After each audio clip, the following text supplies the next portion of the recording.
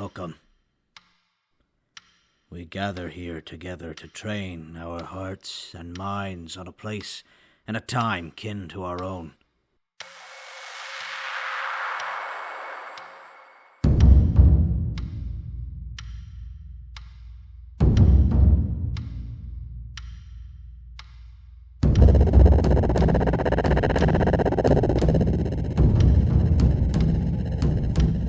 Cursed, it seems, to succumb to their own desperate and tragic end.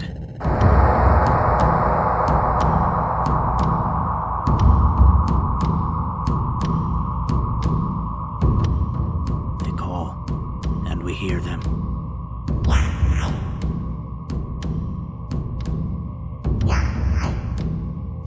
They are hurt, and we accept their pain.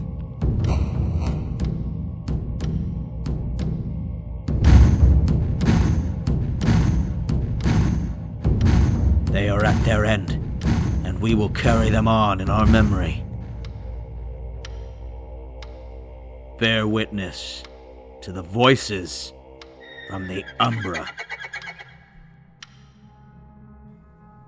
Introducing the Green Thumb. This message is intended for the Doctor. His codes and his radio voices and his work has borne fruit. He tells me to put on my happy face. He says we'll have company soon. I should have burned more houses. Carol Ann can sense my worry. She's incredibly perceptive, like a puppy or an angel. She can tell I've lost the rhythm of the world, and nobody's even here yet.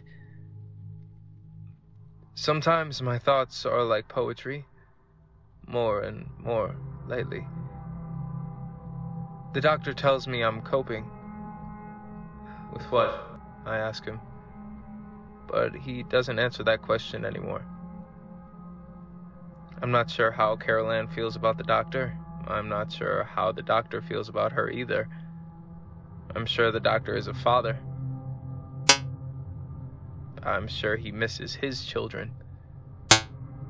I'm sure that this is the reason he won't look in her eyes.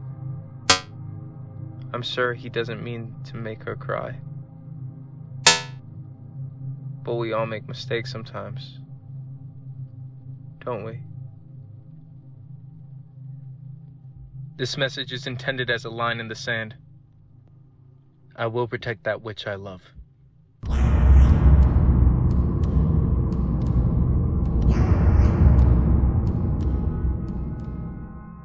No time for formalities today.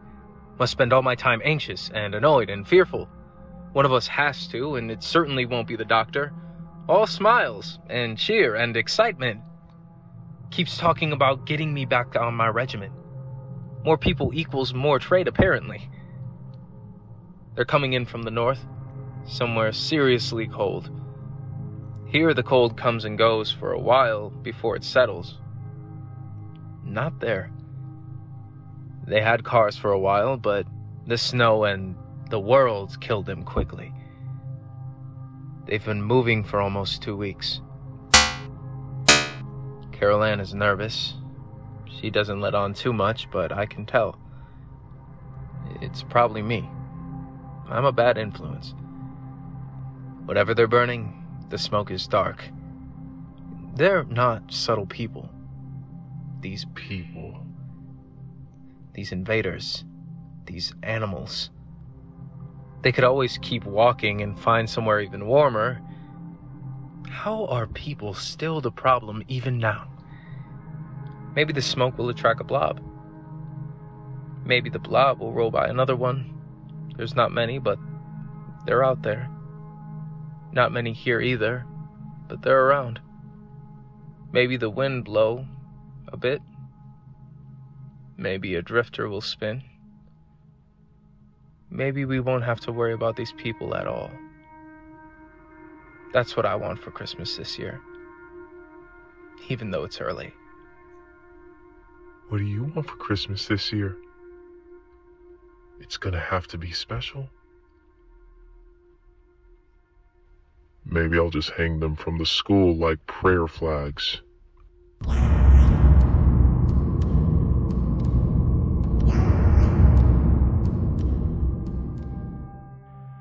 enter here because I allow you to enter. You are a part of this town because I allow you to be. We are all serving a purpose whether we know it or not. You come to this new place in search of safety and seclusion. You come to this new place to escape the horrors of the world. What you haven't realized is that we all carry these horrors with us. This is not just a town anymore. This is Eden. Welcome to the garden. You are in the garden, and I am the God that has created it. You seek the doctor. I know the doctor. I love the doctor, and the doctor will see you now. He sits inside the brick schoolhouse and awaits to educate you. He welcomes you with open arms. I guard my garden with a flaming sword. I want you to clutch your children tighter. You fear the insanity above you. Well, I am the insanity, and I am above you. You fear me, and I drink the fear like nectar. Learn the rules and you will survive. Obey the rules and you will survive. Listen to the doctor and you will survive. Listen to the doctor's friend and you will end up a corpse.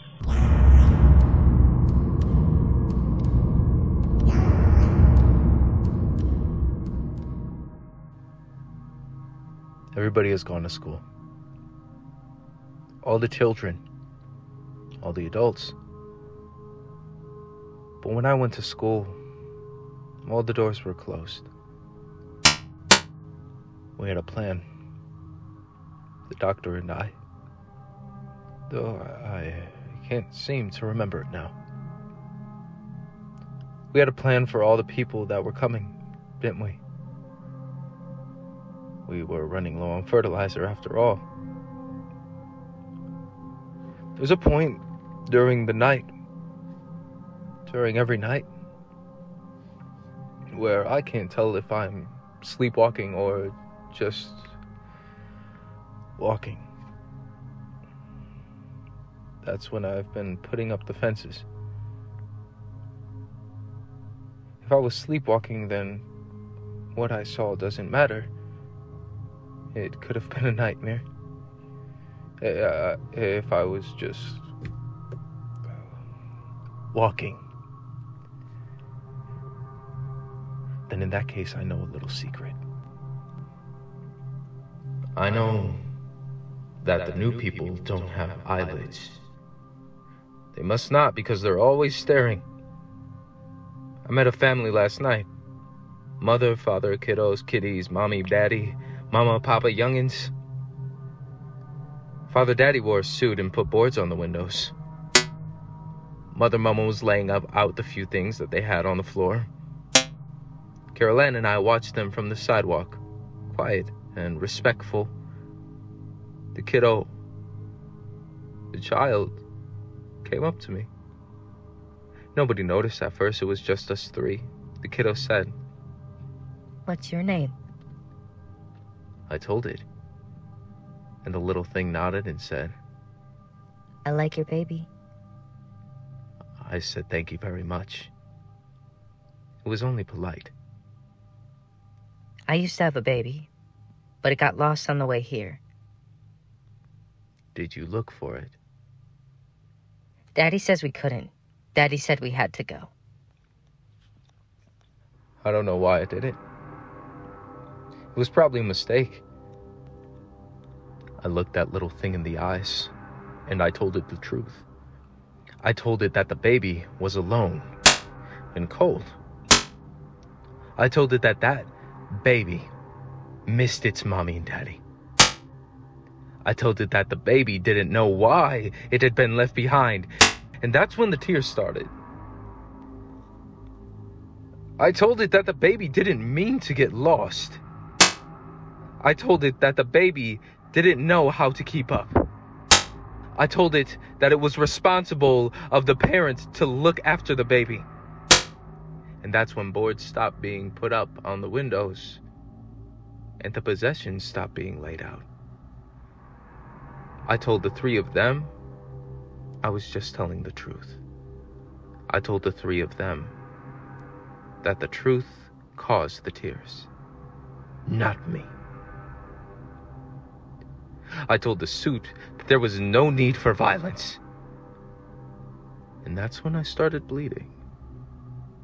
This wouldn't have happened if we had enough fertilizer.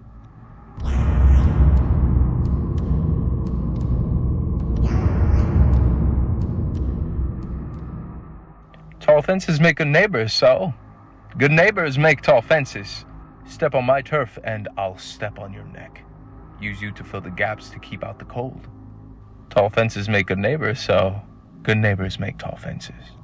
Put up a sign if you can even read, you animals. Think I'm dirty? You're dirty. Everything's dirty.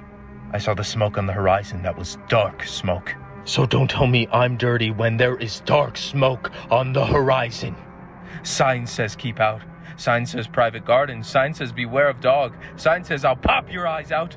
Sign says you're dirty, not me. Sign says I'll kill you, your kids, and it'll be your fault. Tall fences make good neighbors, so good neighbors make tall fences. Introducing the Animalist. Let me say this with complete honesty. I cannot believe I didn't get a gun sooner. Holy freaking cow! My past life as a Boulder hippie was still hanging on by a thread, I think. But fuck that. I have death in my hands. Right now.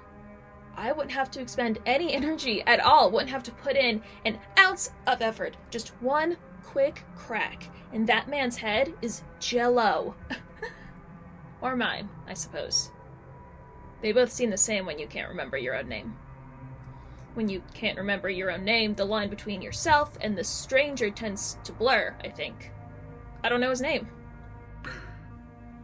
I don't know my name. Same difference. Right, Pup? Isn't it strange how you can still tell strangers apart from foes, even when you don't know who they are? Puppy, I know you're a friend. And I know I don't know what he is. I know I don't know. I know I don't know. I know I don't know. I know I don't know. I'm pretty sure that the dog I had in Boulder had a smaller head. The dog I had in Boulder had more fur. The dog I had in Boulder didn't crack and crinkle when he moved. The dog I had in Boulder only had 2 eyes. At least I think so. It's hard to remember. It's always so hard to remember right now.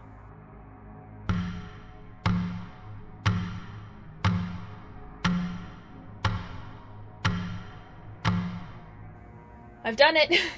I've made up my mind. It's decided. It happens today. Screw it. If I really don't like it, well, with the way my memory is going lately, I probably won't have to be sad for too long. Yeah, that's it. Make jokes, hide the fear. Hide the fear. Always hide the fear. Be like the puppy. The puppy is fearless. And leaking right around the eyes. The ones on the back of the head. Never knew the hair was covering those. I guess I never knew much about dogs. He follows a pattern. That's what's going to finally kill him. Poster, poster, poster, drive, stop. Poster, poster, poster, drive, stop. Poster, poster, poster, drive. Full stop. Oh shit. Then what?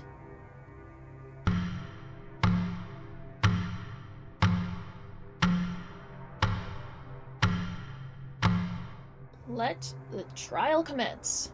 The Honorable Judge Dog Puppy presides. Please stand, and may the gentlemen remove their heads as a sign of respect. Thank you. All you may be seated. Let us gray. We're out of gray? Then we shall yellow, green, and eventually red. Make a note of that, note maker. You? Man thing. Present yourself.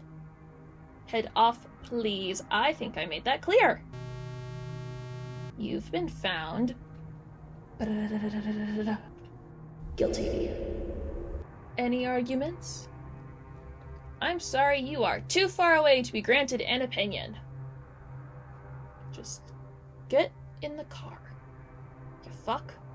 Just get in the car and hit my little tire poppers and roll the car, and I'll come and finish you right the fuck off.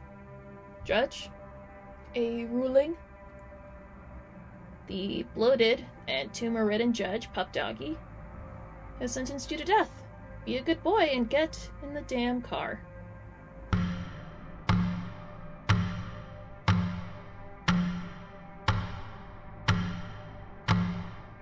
Puppy. Bug Puppy. Whatever you want to be called now. I've got a question for you. How useful is a gun if it doesn't even work? Not very fucking useful. Except as a damn club to break a window. Hey, you. I'm talking to you here. Fine, pout about it, I guess. It's not like I planned it. The plan was to kill him. You know the plan. I told you the damn plan. Must be some sort of human instinct that makes you want to save another person. And he might still die anyways. He was definitely passed out. Maybe he just won't wake up. And even if he does, shit, brain damage? Maybe a stroke? Not like he can just see a neurologist. That doesn't really scratch the closure itch though, does it? Maybe I could just pretend it was because I didn't want that blob to grab him. No sense in adding to their numbers. They've got enough. Yeah, let's go with that. It'll keep me enticingly disaffected Demeter for my slow decline into anti-functional insanity. Puppy? Pup. Bug Pup! Where the fuck did you go? Introducing the homebody. I got to thinking about something today. I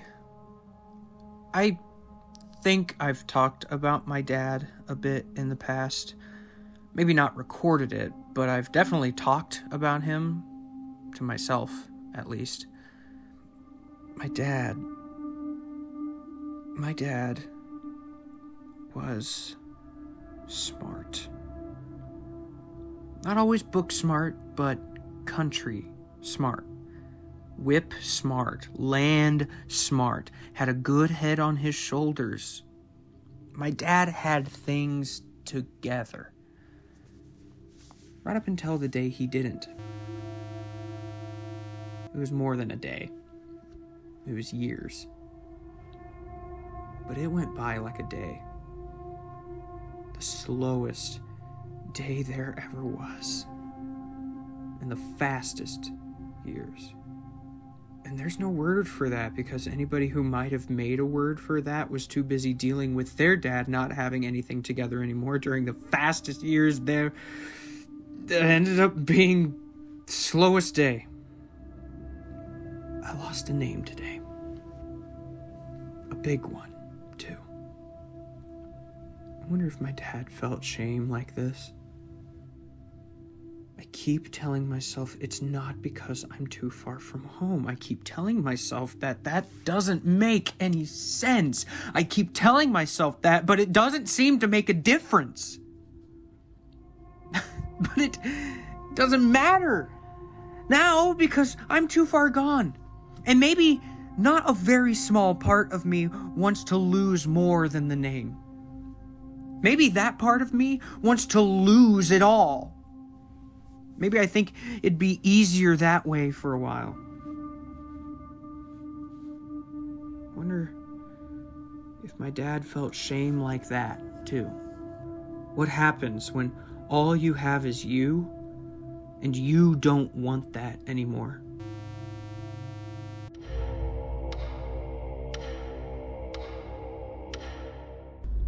I think I might have been fooling myself when I asked God to take me back to feeling nothing. He certainly hasn't done it. And probably for a reason. Probably because I never felt nothing in the first place. But he would know that better than I would. I hope. It's weird. I don't usually record like this when I'm driving. It's weirdly personal. I had a buddy... Yeah, I did. I had a buddy once, a drinking buddy. We would talk about things like guys do at the bars, women and family and government and people and people and people. We didn't know shit, but we sure pretended like we did. He would tell me about this thing he used to do where if he had, I don't know, an hour and a half drive to some job site or something, he wouldn't listen to music or the radio or anything. He would just talk. For the whole time, I used to say to him, what the hell do you talk about? That's the thing of it, man. You start talking to yourself, but you end up talking about yourself. That was, if I'm remembering it right, a little over my head, above my pay grade. But I've been trying it lately, and the things that come out of my mouth, sometimes I have to pull over and write them down. Here, hold on, I'll read one. It's not texting while driving, it's reading while driving. It's fine, nobody panic. I'll only hurt myself. Sometimes I feel like I should be punished for the ungodly way I masturbate to my own self-importance in the world. But then I remember that I'm either the most important one by default or near the top anymore, and it's kind of like when your Little League team won because the other team didn't have enough players. What the hell is that about, huh? Masturbate to my own self-importance? She could have heard me say something like that. Well, what? No, follow this through. Well, what? Maybe she would think differently of me. No. God damn. It sounds like she hated you. She loved you. For some stupid reason, she chose you and loved you and gave you something that you could love together. You said different. You want different. Admit it. I don't. You do. No. Yes. Maybe. Maybe she wouldn't have thought I was stupid. She didn't. She did. Everyone did. You made them think that. You wanted to be stupid. Nobody wants to be stupid. I saw them once when I went to visit my aunt. I didn't get one then. I like them, but people talk. That's different. No, you just want it to be different. You don't want to admit that you wasted the good part of your life being a fucking moron so that you didn't offend anybody. No. Yes. No. Admit it. I won't. You already have. You see this right here. This is why you just listen to music when you drive. Turn it on then. Coward.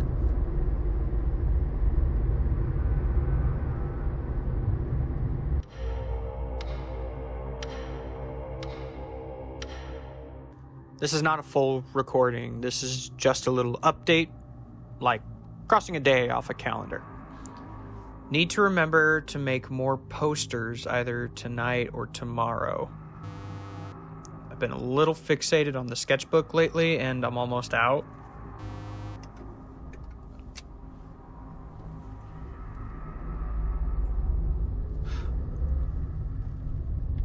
Central Kansas is a little monotone, if I'm honest. But that's fine. A bit bland is fine for right now.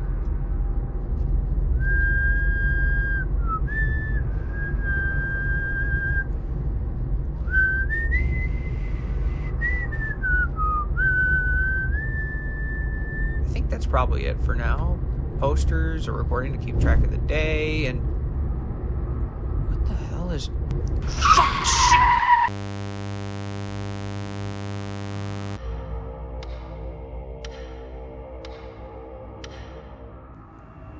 Hello. Nice to meet you. You don't mind if I record you, do you? Oh, thank you very much. I think I crashed my car. I hit something. You already know that, don't you?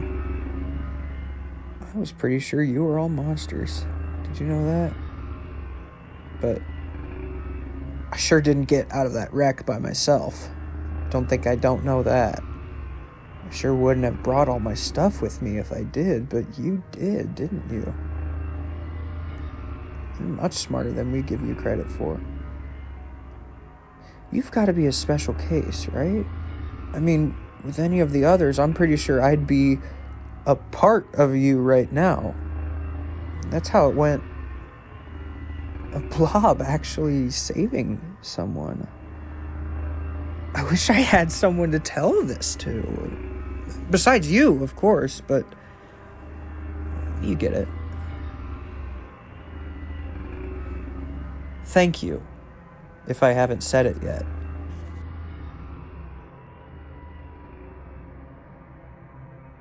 Introducing G.I. Jane. Just gotta keep walking, just gotta keep walking. Resting now, but then I just gotta keep walking. Short rest, then more walking. Walking report number 1. I'm still walking, just resting temporarily. I'll still stay ahead of him, though, because they must be coming. I've been walking since so I won't do it again. Because if I'm honest with myself, and I'm alone, so there's no one else to be honest with. If I'm honest with myself, I enjoyed it. I could do it again. Honestly, I probably will. I'm sober now, but I'll drink again. I'm human now. But I'll eat again. It's absolutely incredible how much the hallucinations seem like hallucinations, except for the time when you're actually having the hallucinations. You can go down some circles in your mind, let me tell you. When you honestly begin to believe that you must be the thing your mind made up, and eventually the real you is gonna wake up, or sober up, or kill themselves, and then you'll be gone. It's a trip. People might be a superfood, like quinoa. I feel great. I feel like I could walk forever.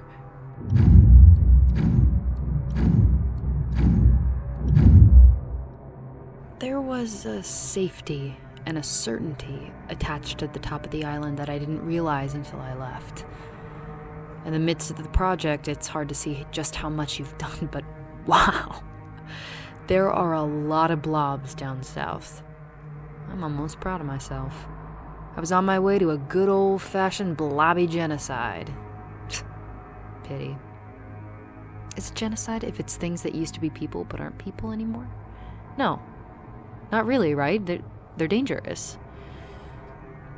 You know, I bet that's what everyone who's ever done a genocide has said. Done genocide. Genocided. Committed genocide. Engaged in the act of genocity? Next time I pass a bookstore, I'll be sure to grab a dictionary.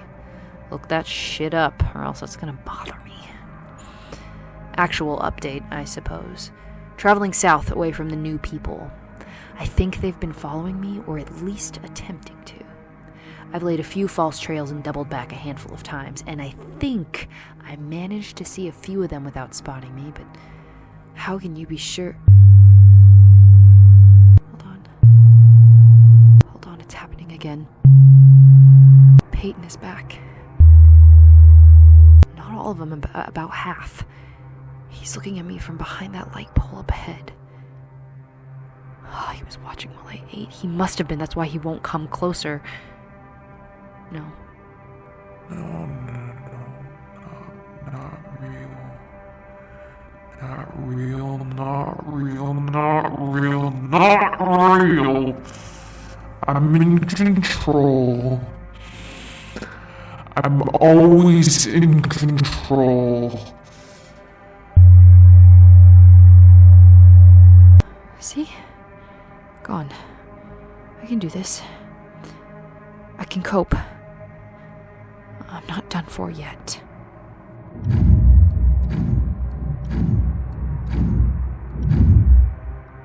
Today, as I was traveling south on my winding and meandering path, I collected small birds, pigeons, fire a rock into a crowd of them, catch the injured one, crack its neck with my teeth, Enjoy the taste a little bit.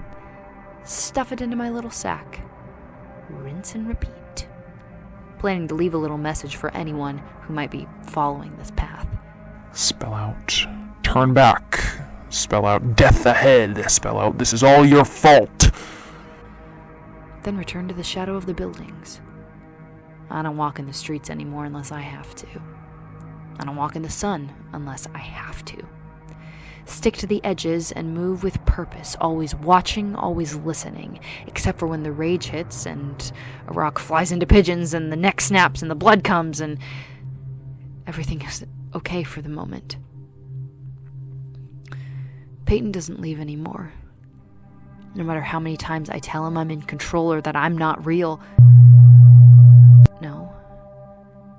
No, not me. He's not real. I tell him that. I tell him he's not real, but he doesn't listen. And I can't catch him because he's never where I'm looking anymore. He's always where I'm not looking, but I can feel him standing and staring and judging and staring and standing, so I know he's around. He wants me to go south. I tell him I'm already going. There's nowhere else to go. It's an island, a skinny little island. The only way is to go south, but it's not enough. He's taking me somewhere. I'm almost sure of it. He's taking me somewhere, and I don't know if I can handle it, though what it is, I have no clue. I am lost and afraid in a world of monsters. And I'm beginning to fear keeping my mind more than losing it.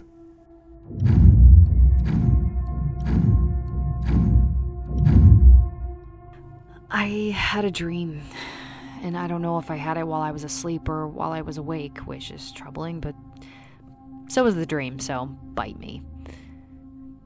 Peyton is noticeably absent right now as well. Unfortunate. You should hear this. I've never been a mother. Let's all give thanks for that one, even and especially during all this. But in the dream, I was a mother. I knew it in the way that you just know things in dreams. I was a mother, and things were very wrong. Things were wrong below and above me, and that wrongness was closing in like a vice. It was all white and glass around me. Spotless ivory. I had made it spotless. The wall, one giant television, just poured out a steady stream of babble intercut with pictures of blood and fire and fear and the new monsters that own the world. Men in suits told us they had everything under control. Men in suits told us everything would be fine. Men in suits told us we need to come together. I had 2 children. One slept in the back bedroom, her answer to the insanity. The other clung to my waist, his contribution. Just presence. Things wouldn't get better. Things would only get worse. Things wouldn't get better, and things were unbearable as they were. I grabbed a statue, hardly thinking, running, only on adrenaline and instinctual desire that me and mine would not become monstrous. I grabbed the statue of a raven done in white stone, and I put it through a window wall. Even as high as we were, you could still hear the chaos. I took my boy and I kissed his face and I told him I loved him and I let him fall like that stone bird and it was fast and it was over. A noise that wasn't the wind or the chaos turned me around and I saw that she was no longer asleep. And then I woke up. It's getting colder here in the mornings. That's gonna be a problem soon.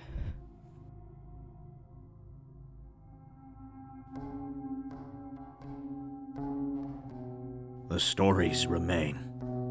But for now, we rest, we reflect, and we take from this what we can. Take this with you as you journey through your own mind. No matter how dark it seems, there will always be voices from the Umbra.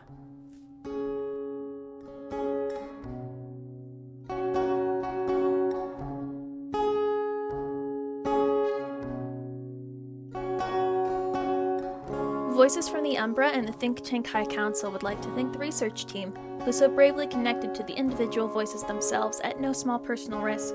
When they leave us, may their memory be forever enshrined in the heart of the universe. They are James L. Booker III, Betsy Eliza, Joe Hansen, and Liz Martelli.